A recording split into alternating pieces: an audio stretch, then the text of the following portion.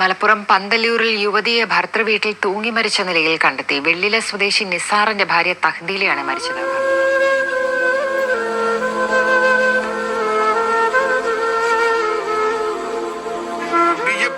ഒരുപാട് വർഷമായിട്ട്, ഒരുപാട് കല്യാണം കഴിഞ്ഞ് 10 വർഷമായി. Welcome back to Visal media. ഞാൻ ഫക്രുദ്ദീൻ പന്താവർ. ഇന്ന് ചാനലിൽ കണ്ടൊരു വാർത്ത, മലപ്പുറം ജില്ലയിലെ പന്തല്ലൂരിൽ തഹ്ദീല എന്നു പേരുള്ള 25 വയസ്സുള്ള 2 വയസ്സുള്ള ഒരു ചെറിയ കുട്ടിയുടെ അടക്കം 4 മക്കളുടെ ഉമ്മയാണ് ഭർത്താവിൻ്റെ വീട്ടിൽ വെച്ചിട്ട് ഈ ജീവനൊടുക്കിയത്. ഇതിനൊരു പ്രധാന പ്രശ്നം ഭർത്താവിൻ്റെ പിതാവായ അബു എന്ന ആളിൽ നിന്നുള്ള മാനസികമായ പീഡനമാണത്രേ. ഭർത്താവിൻ്റെ ഉമ്മ, ഭർത്താവ് ഇവരൊക്കെ ഈ പെൺകുട്ടിയെ പീഡിപ്പിച്ചു എന്നൊക്കെ കാണിച്ച് ഇപ്പോൾ ബന്ധുക്കൾ പോലീസിൽ പരാതി കൊടുത്തിട്ടുണ്ട്. എത്ര അനുഭവങ്ങൾ നമ്മുടെ മുന്നിലുണ്ട്.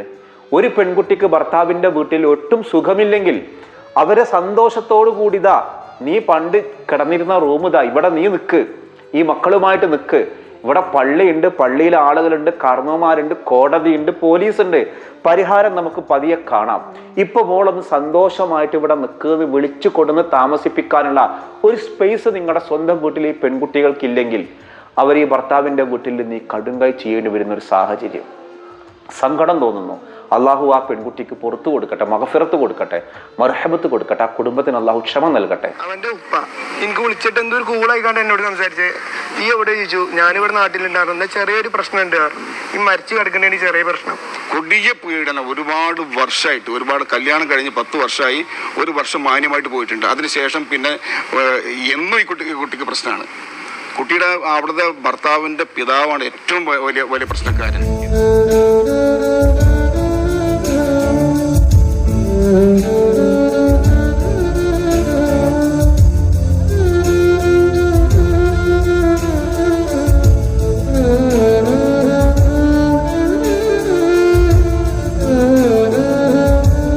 ഒരു നിമിഷം ആലോചിച്ചൊക്കെ, ആ ഭർത്താവ് നിസാർ ഇപ്പോൾ ആള് ഗൾഫിലാണ്. അയാൾ ഗൾഫിലേക്ക് പോയത് തന്നെ ഭാര്യയോട് പറയാതെ എന്നുള്ളതാണ്. ഇപ്പൊ കുടുംബത്തിലുള്ള ഈ ബിഹേവിയർ പ്രശ്നങ്ങൾ ഇതിന് ഒരുപാട് തലങ്ങളുണ്ട്. നമ്മൾ ഇന്ന ആള് മാത്രമാണ് അല്ലെങ്കിൽ ഇന്ന ആളുടെ കാരണമാണെന്നൊന്നും നമുക്ക് പറയാൻ ആളല്ല. പക്ഷേ ഒരു കുടുംബത്തിൽ നമ്മൾ കടമകളുണ്ട്, അവകാശങ്ങളുണ്ട്. ഒരു ഭാര്യക്കും ഭർത്താവിനും അമ്മായിമ്മക്കും അമ്മോശം വാപ്പാക്കും ഒക്കെ കടമകൾ, എല്ലാവർക്കും അവകാശങ്ങളെ കുറിച്ച് ബോധമാണ്. ഓൾ ഇന്ന് അത് ചെയ്തെന്നില്ല, ഓളൊരു മരോളാണെങ്കിൽ ഇങ്ങനെ ചെയ്യണ്ടേ, അമ്മോശം വാപ്പ അങ്ങനെ ആക്കണ്ടേ, ഭർത്താവിന് എന്തൊക്കെ ഉണ്ട്. നമ്മുടെ കടമകൾ ആദ്യം ചെയ്തിട്ടാണ് അവകാശങ്ങളെ കുറിച്ച് സംസാരിക്കാവുന്നതാണ്. പക്ഷെ ഒരു 99% കുടുംബത്തിലും കടമകൾ മിണ്ടൂല, അവകാശങ്ങൾ വേണം. ഞാനൊരു മരുമകളല്ലേ, എനിക്ക് കിട്ടേണ്ട അവകാശങ്ങൾ ഉണ്ടായിട്ടില്ല. ഒരു അമ്മോശം വാപ്പ എന്ന നിലയ്ക്ക് എനിക്ക് കിട്ടേണ്ട അവകാശങ്ങൾ ഉണ്ടായിട്ടില്ല. ഭാര്യ എന്ന നിലയ്ക്ക് എനിക്ക് കിട്ടേണ്ട അവകാശം, ഇങ്ങനെ അവകാശങ്ങളെ കുറിച്ച് എല്ലാവരും ബോധമാണ്. പക്ഷെ അവനവന്റെ കടമ നിർവഹിച്ചിട്ട് പോരെ എന്നുള്ളതാണ്. ആ 4 മക്കൾ അനാഥരായി. അതിൽ 2 വയസ്സുള്ള ഒരു ചെറിയ കുട്ടി കൂടി ഉണ്ട് അത്രേ. തഹ്ദീല എന്ന് പേരുള്ള ആ പെൺകുട്ടിയുടെ മരണം ഇന്നലെ രാത്രിയിലാണ്. 9 മണിക്കാണ് ഈ സംഭവമൊക്കെ നടക്കുന്നത്. 9 മണിക്ക് ശേഷമാണ് ഈ സംഭവം നടക്കുന്നതിന്റെ മണിക്കൂറുകൾക്ക് മുൻപേ തഹ്ദീല സഹോദരിക്ക് വിളിച്ചപ്പോഴും നേരത്തെ പ്രശ്നങ്ങളുണ്ട് അവർക്കിടയിൽ. കഴിഞ്ഞ 10 വർഷം മുൻപാണ് അവരുടെ കല്യാണം കഴിഞ്ഞത്. അതിൽ 1 വർഷം മാത്രമാണ് നല്ലപോലെ കഴിഞ്ഞിട്ടുള്ളത്. അതിനിടക്ക് തുടങ്ങിയിട്ടുണ്ട് ഈ പോരുകളൊക്കെ. പരമാവധി ഓരോ തവണ പ്രശ്നങ്ങൾ ഉണ്ടാകുമ്പോഴും, നമുക്കൊരു പ്രശ്നം ഉണ്ടാകുമ്പോൾ ഫസ്റ്റ് സൊല്യൂഷൻ നേരെ സ്റ്റേഷനിലേക്ക് പോവുക, നേരെ കോടതിക്ക് പോകലല്ലോ. കാരണവന്മാരൊക്കെ ഒന്ന് ഇടപെട്ട് ഒന്ന് സംസാരിച്ച് നല്ലപോലെ മുന്നോട്ട്. എല്ലാ കുടുംബ ബന്ധങ്ങളിലും അങ്ങനെ തന്നെയാണ്. എല്ലാ ദാമ്പത്യ ബന്ധങ്ങളും ഫസ്റ്റത്തെ ഒരു 7 വർഷം ഒരുപാട് സ്ട്രഗിൾ ചെയ്ത് പോകേണ്ടി വരും. കാരണം ഇത് 2 വ്യക്തികളല്ലേ. ഒന്ന് ആലോചിച്ചു, എൻ്റെ ഉമ്മാനെ, എൻ്റെ ചെറുപ്പത്തിൽ ഞാൻ കാണുന്നത് എൻ്റെ ഉമ്മാനെ. അപ്പൊ എൻ്റെ അമ്മ എങ്ങനെ ബിഹേവ് ചെയ്യാന്ന് എനിക്കറിയാം. എൻ്റെ സഹോദരൻ, ഞാൻ ജനിച്ചപ്പോൾ തുടങ്ങി കാണാൻ എൻ്റെ കാക്കാടെ പ്രകൃതം എങ്ങനെ. അപ്പൊ എൻ്റെ കാക്കാനായിട്ടൊക്കെ ഒരു ജീവിക്കാൻ ഒരു ബുദ്ധിമുട്ടും ഉണ്ടാവില്ല, കാരണം എൻ്റെ കാക്കാടെ പ്രകൃതം അറിയാം. പക്ഷെ ഞാൻ കല്യാണം കഴിക്കുന്ന ഭാര്യയെ ഞാൻ കാണുന്നത് പ്രായപൂർത്തിയായിട്ട് പക്വതായി 10-12 വയസ്സുള്ള ഒരാളെയാണ്. അപ്പോഴേക്ക് അവരെ വ്യക്തിത്വം രൂപപ്പെട്ടു. ഈ 2 ആളുകളാണ് ഭാര്യയും ഭർത്താവായിട്ട് കഴിയുന്നത്.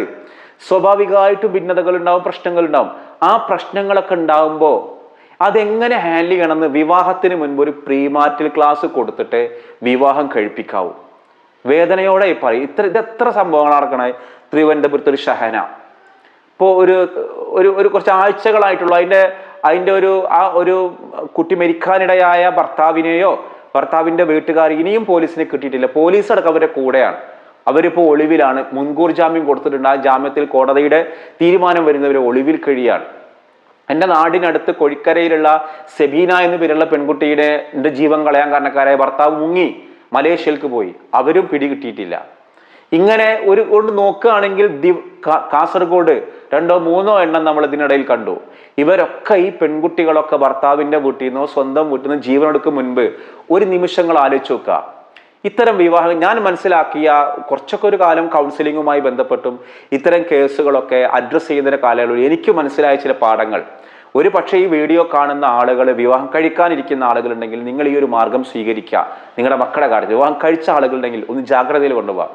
ഒന്ന്, പെൺകുട്ടികളെ വിവാഹം കഴിക്കുന്നതിന് മുൻപ് ആ പെൺകുട്ടികൾക്ക് ഒരു ജോലി കിട്ടാവുന്ന ഒരു തരത്തിൽ പഠിച്ചതിന് ശേഷം ഒന്ന് മെച്ചൂർഡായിട്ടായിരിക്കട്ടെ കല്യാണം.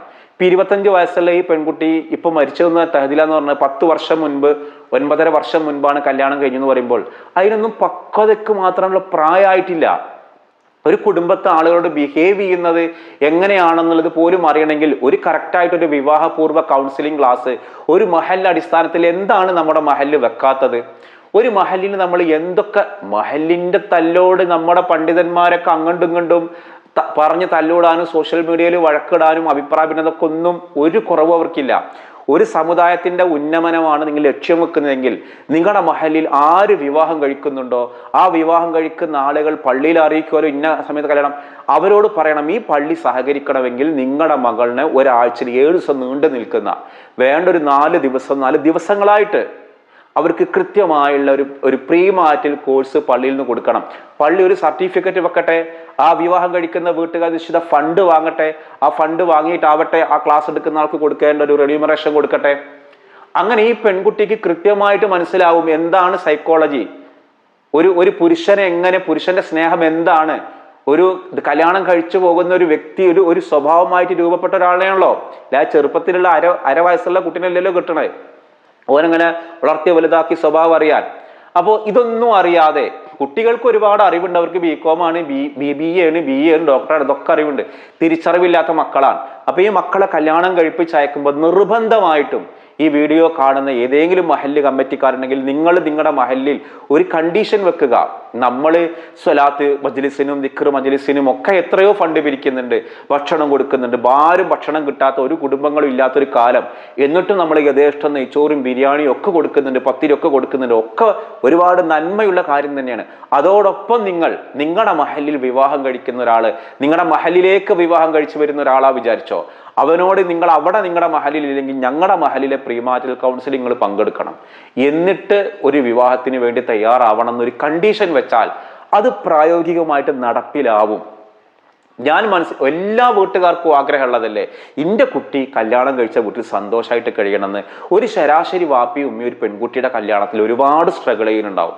കാരണം അത്രയും സ്വർണ്ണവും പണമൊക്കെ ഉണ്ടാക്കി വിറ്റിട്ട് ഒരു കുട്ടീനെ കല്യാണം കഴിഞ്ഞിട്ട് ഇക്ക് വയ്യാന്ന് പറഞ്ഞ് പെൺകുട്ടി ഇങ്ങോട്ട് ഓടി വരുമ്പോൾ വാപ്പി ഉമ്മി അങ്ങോട്ട് ഉന്തി വിടുന്നത് നിസ്സഹായരായിട്ടാണ്.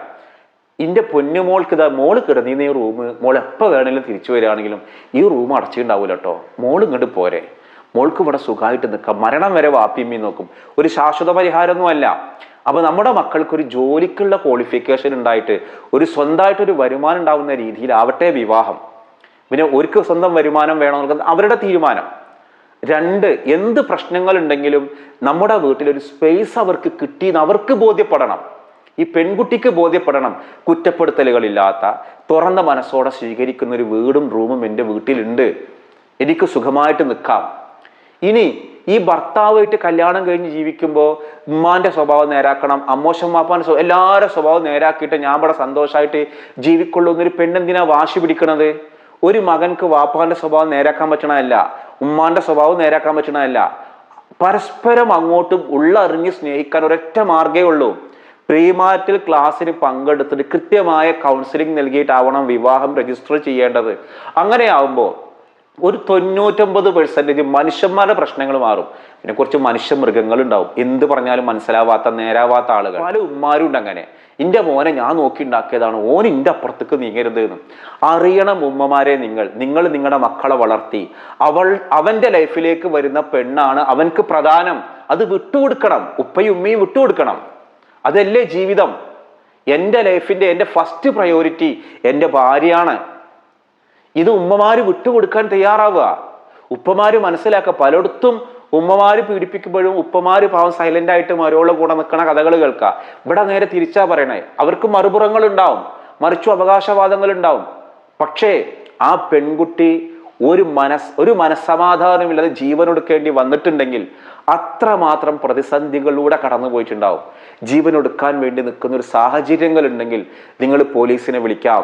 സഹായത്തിന് ഒരുപാട് കൗൺസിലിംഗ് സെന്ററുകളുണ്ട്. ആർക്ക് വേണമെങ്കിലും വിളിച്ച് നിങ്ങളുടെ സങ്കടങ്ങൾ പറയൂ. അപ്പോൾ ഇതിൻ്റെ ഒക്കെ സംഭവിക്കെന്താണ്? ഭർത്താവ് ഒന്ന് ഗൾഫിൽ നിന്ന് വരുന്നു, ഒരു അറസ്റ്റ് ചെയ്യുന്നു, വാപ്പാനെ പിടിക്കുന്നു. അതിൻ്റെ അപ്പുറം ജീവൻ തിരിച്ചു കിട്ടൂലല്ലോ മരണപ്പെട്ടു പോയവർക്ക്. ആ കുട്ടികൾക്ക് ഉമ്മാനെ തിരിച്ചു കിട്ടുമോ? ഒരിക്കലും ഇല്ല. ഇത് കുടുംബത്തിൽ നിന്ന് ആദ്യം നേരാവണമെങ്കിൽ കല്യാണം മുതൽക്ക് നമ്മൾ നേരാവണം. അപ്പോഴേ ഈ പരിപാടി നിൽക്കൂ, ഈ കുടുംബത്തിലുള്ള പ്രശ്നങ്ങൾ നിൽക്കൂ. ഇനി നിങ്ങൾക്ക് വല്ല പരിഹാര മാർഗങ്ങളുണ്ടെങ്കിൽ എഴുതി കമൻറ്റ് ചെയ്യൂ. എനിക്കും കൂടി പഠിക്കാലോ. അനുഭവങ്ങളുള്ള ആളുകളാവുമല്ലോ എന്നേക്കാൾ നിങ്ങളൊക്കെ.